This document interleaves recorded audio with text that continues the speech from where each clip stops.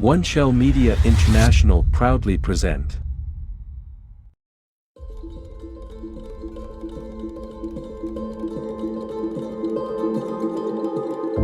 Five Unsolved Ocean Mysteries. Number 5. What happened to Bermeja Island? It's unknown when Bermeja Island was discovered. It first appeared on maps in the 16th century, just off the Mexican coast. But in a 1997 survey of the area, Bermeja wasn't found. An even more extensive survey also failed to find the island a decade laterally. It's now accepted the island doesn't exist, but the real question is whether it ever did exist. Either cartographers of the history simply made a mistake, or the island disappeared. American maps also included the island, and at one point there was even a dispute over which nation owned Bermeja. Number 4. Globsters. A globster is a blob of organic material. They wash up on shorelines, and are made of unidentified materials, but often turn out to be decomposing whale corpses. Numerous globsters have been misidentified as monsters or dinosaurs thought to be extinct. The Tasmanian globster was labeled a sea monster on its discovery in 1960, but was laterally identified as a whale carcass. A 55-foot globster washed ashore Scotland's Stronsay Island in 1808.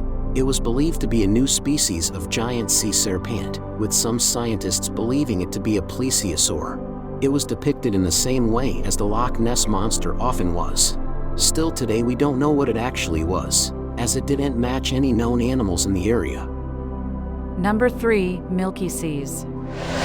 For all of recorded history, sailors have reported the waters below them lighting up, glowing brightly, and for most of history this was considered baseless superstition. And so it's made its way into folklore and mythologies all over the globe, but we now know this really can happen. Satellite images show that parts of the ocean really can glow brightly. The phenomenon is known as Milky Seas. They are quite rare, and no one knows what causes them.